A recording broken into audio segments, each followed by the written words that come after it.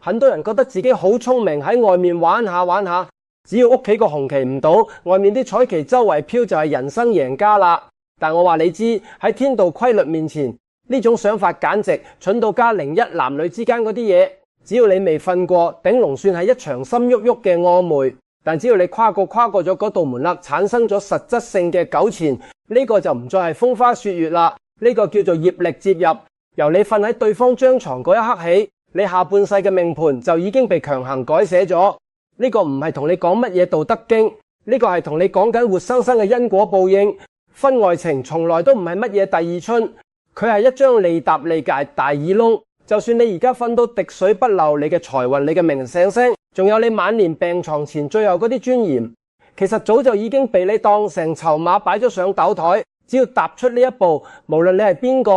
絕對逃唔過跟住落嚟嘅呢3種結局。如果你覺得我講得太重，但可以掃走，但如果你想為自己下半世留條後路，我建議你而家下訂閱掣，將跟住嘅內容聽晒。我哋今日唔講虛嘅，就講下呢條數個天係點同你計嘅。我哋先睇第一種結局，就係你嘅家宅磁場會瞬間崩塌，而最先受到反噬嘅必定係你嘅財運。喺傳統嘅命理風水裏面，有一個非常核心嘅概念，叫做婚姻係一個人最大嘅風水局。對於男人嚟講，命理中將妻子稱為妻財，妻子就係你屋企嘅財富，係你事業嘅陣眼。對於女人嚟講，丈夫稱為官星，代表住你人生嘅安穩同庇護。原配夫妻係經過天地認可、法律保護嘅，你哋兩個人嘅氣息交融喺一齊，構成咗一個家庭最穩固嘅護城河。但係當你喺外面同人發生咗關係，呢個喺命理上叫做爛桃花，亦都叫偏財入侵。呢股帶住邪氣嘅能量一旦沾染到你身上，你屋企嗰個護城河即刻就被撕開咗一個大缺口。我哋唔講玄虛嘅嘢，就順住你嘅日常行為推落去睇下，你嘅財運係點樣一步步被自己搞垮嘅。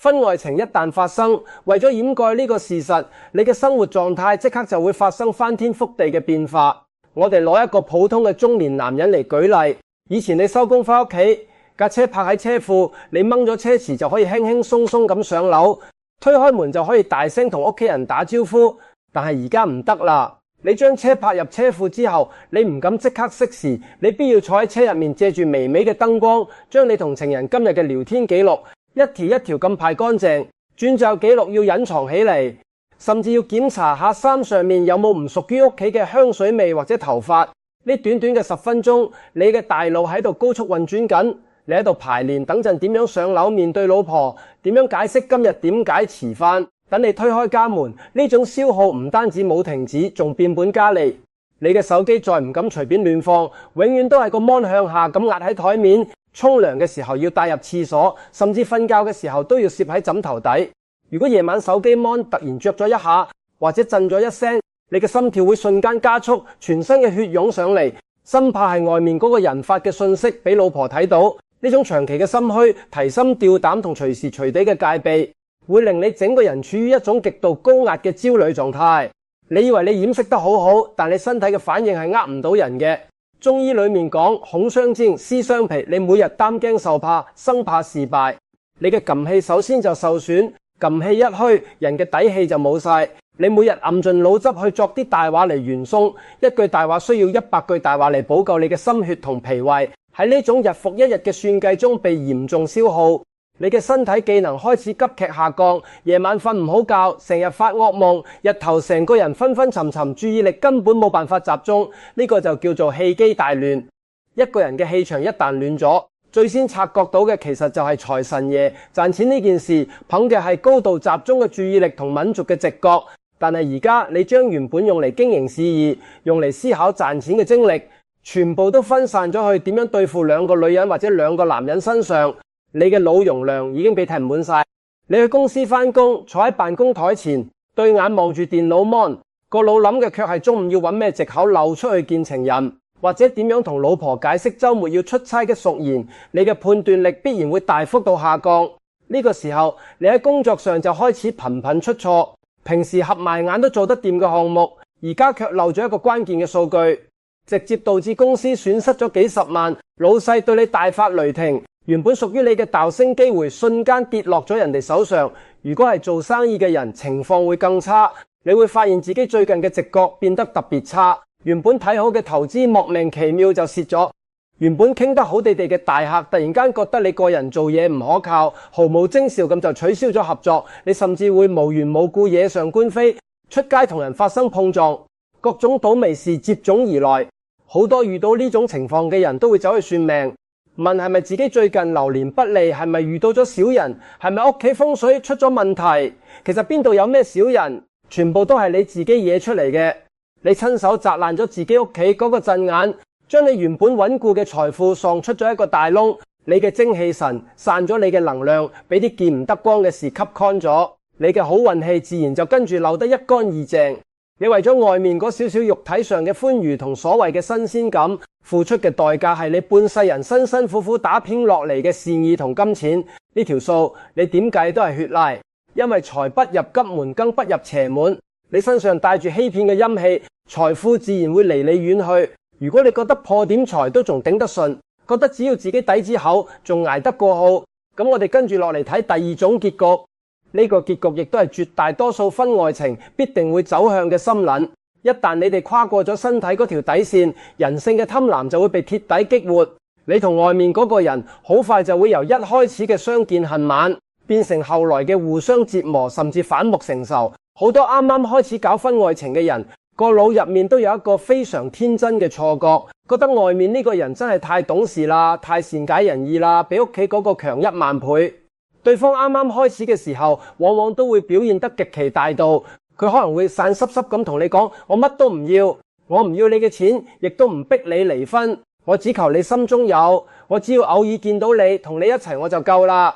聽到呢種話，你心裏非常感動，覺得自己喺平淡嘅婚姻之外，終於揾到咗一份純粹嘅感情，唔使面對家庭嘅流碎，只有靈魂嘅共鳴。但係呢種所謂嘅純粹係極其脆弱嘅。只要你哋發生咗關係，底線一旦被突破，呢種平衡就會即刻被打破。點解？因為只要係人就逃唔過人性嘅貪婪同佔有。喺未發生關係之前，你哋只係曖昧，佢唔屬於你，你都唔屬於佢，大家都仲可以保持理智。但底線一破，你哋之間就形成咗實質性嘅利益。金定同情感依賴，隨住時間推移，佢喺你身上投入嘅感情、青春同時間越來越多，所謂嘅沉沒成本就越來越高。呢個時候，佢原本被隱藏起嚟嘅慾望就會好似充氣嘅氣球咁迅速膨脹。啱開始，佢確實只要偶爾見一面，但慢慢咁，佢開始要求你每日必須打1個鐘頭電話。再後嚟到咗週末或者過時過節嘅時候，問題就嚟啦。作為有家庭嘅人，假期你理所當然要留喺屋企陪老婆仔女去親戚嗰度拜年。呢個時候，外面嗰個人嘅心理就會產生極度嘅失衡同妒忌。佢一個人留喺出租屋入面睇住朋友圈，其他人喺度晒恩愛晒全家福，而佢只能好似個見唔到光嘅老鼠咁捐喺暗處。佢嘅心態會瞬間失衡，佢會質問你，點解你可以留喺屋企陪佢哋過節，而我就只能一個人孤零零咁喺度。為咗安撫佢嘅情緒，你不得不開始使錢。你買名牌手袋俾佢，買靚首飾俾佢，甚至幫佢俾房租供貸款。你以為用錢可以塞住佢把口，可以買嚟短暫嘅安寧，但係人嘅索望係填唔滿嘅。當物質嘅投入都無法滿足佢嘅時候，最致命嘅要求就嚟啦。佢開始要名分，要上位，要求你翻屋企離婚娶佢。到咗呢一步，你突然發現件事已經完全脫離咗你嘅控制。你原本只係想喺外面透下氣，根本冇諗過要拆散自己嘅家庭，因為你非常清楚離婚嘅代價太大啦。離咗婚，你要分出1半甚至更多嘅家產，你要面對雙方父母嘅指責，你要承受仔女可能永遠唔圓籠你嘅風險。就算你真係離咗婚，將外面呢個人娶翻屋企，柴米油鹽嘅日子一過，佢未必比而家嘅原配好。於是你開始退縮，你左試同佢講道理，左試用更多嘅錢去打發佢，甚至開始躲避佢，想抽身回歸家庭。當你做出呢個抽身動作嘅時候，災難就真正降臨啦。對方心裏嗰種落差同不甘心就會瞬間轉化為極度嘅怨恨。佢覺得自己付出咗咁多，最後卻被你當垃圾咁飛起，佢絕對吞唔落呢啖氣。原本嗰個溫柔體貼善解人意嘅真愛，瞬間就會撕開面具，變成一個隨時會引爆嘅炸彈。呢個時候你先發現自己係幾咁愚蠢。你親手將自己嘅死穴交咗俾人哋手度，佢手揸住你哋所有嘅聊天記錄、露骨嘅相片、鑽視憑證，甚至開房記錄。佢開始無休止咁狗從你。你如果唔聽電話，佢就會半夜打去你屋企。你如果唔俾錢，佢就會直接跑去你公司搞事威脅。你要將所有證據都放上網，傳俾你老細，傳俾你啲親戚朋友。佢要令你身敗名裂，要令你冇咗份工，要令你喺呢個城市鐵底企唔住腳。呢個時候你每日擘大眼就係恐女，你唔知佢今日又會做出咩瘋狂嘅事。你變成一隻驚弓之鳥，行喺街都驚被人指指點點，聽到電話聲都會全身發抖。呢種日夜提心吊膽嘅折磨，呢種被隨時揸住痛腳嘅恐懼感，會極其嚴重咁消耗你嘅生命元氣。你每日活喺煉獄入面，食唔落飯，瞓唔着覺，成個人迅速消瘦衰老。你原本以為揾咗個情人有得得，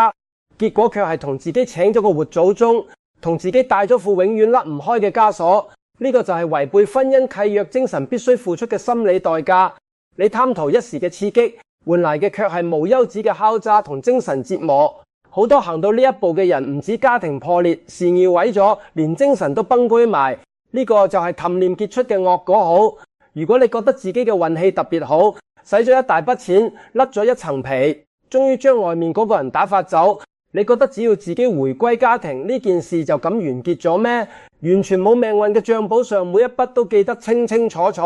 呢個就嚟到要講嘅第三種結局。呢個亦都係老天爺俾出嘅最重最冇得解嘅氹罰。就係當你到咗晚年，陽氣散盡嘅時候，你將要面對一個冇辦法修補嘅家，面對骨肉至親嘅冷漠，你嘅晚景將極其能量。人生就好似一場長跑，能量永遠係手踩嘅。你後生嘅時候種咗咩因，等你老咗行唔喐嘅時候就要結出咩果。好多搞婚外情嘅人，總覺得老婆唔敢離婚，或者覺得反正仔女係自己親生嘅，等自己老咗玩唔喐，回歸家庭，大家仲係樂也融融一家人。呢種想法唔止自私，而且愚蠢到極。我哋不妨將時間推後10年、20年，睇下一件事最終會發展成點。當你到咗60、70歲，身體嘅各項技能開始全面衰退，你可能因為一場大病瞓咗喺床，你嘅頭髮白晒、背生晒，連自己去廁所都論盡。呢個時候，你冇咗後生時嘅體力同精力。你手頭嘅錢都因為早年嘅折騰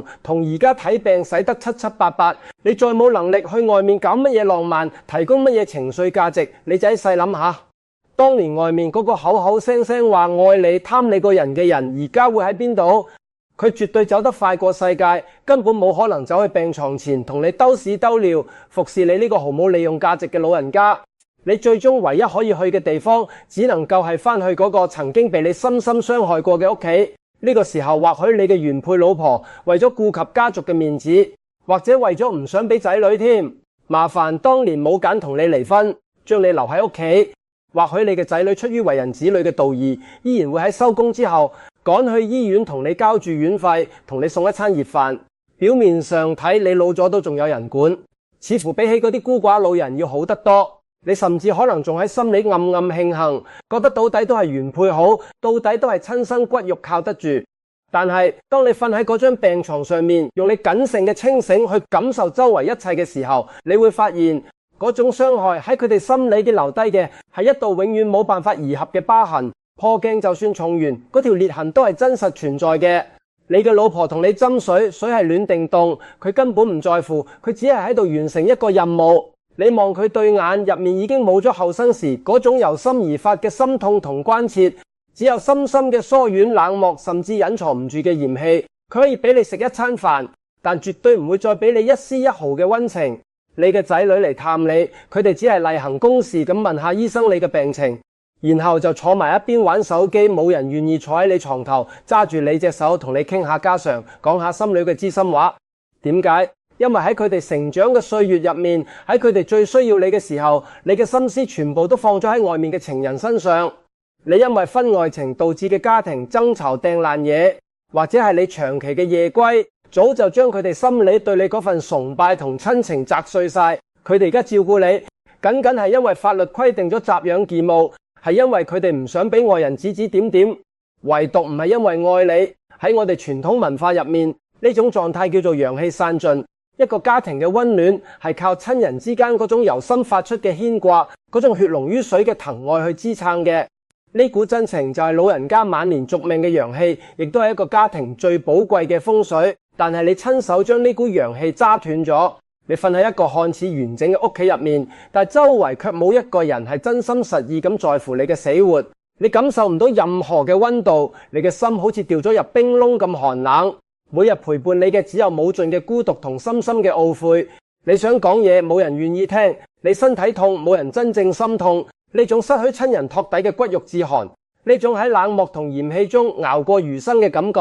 係任何語言都冇辦法形容嘅痛苦。呢個唔係一刀攞命，呢個係喺幾十年嘅時間入面，一日一日咁用暗刀割肉。呢個就係老天爺對於背叛家庭、破壞因果嘅人降下嘅最嚴厲嘅懲罰。你後生時透支咗家庭嘅信任，晚年就只能喺情感嘅荒漠入面孤獨終老。我哋將呢三種結局清清楚楚咁揭開嚟睇，將入面嘅前因後果全部理順晒，大家心裏邊應該就徹底明白啦。婚外情呢樣嘢，佢根本唔係乜嘢人生嘅第二春，亦都唔係平淡生活入面嘅調味劑，佢就係一張寫滿咗大耳窿數嘅賬單。你貪圖一時嘅肉體刺激同情所嘅新鮮感，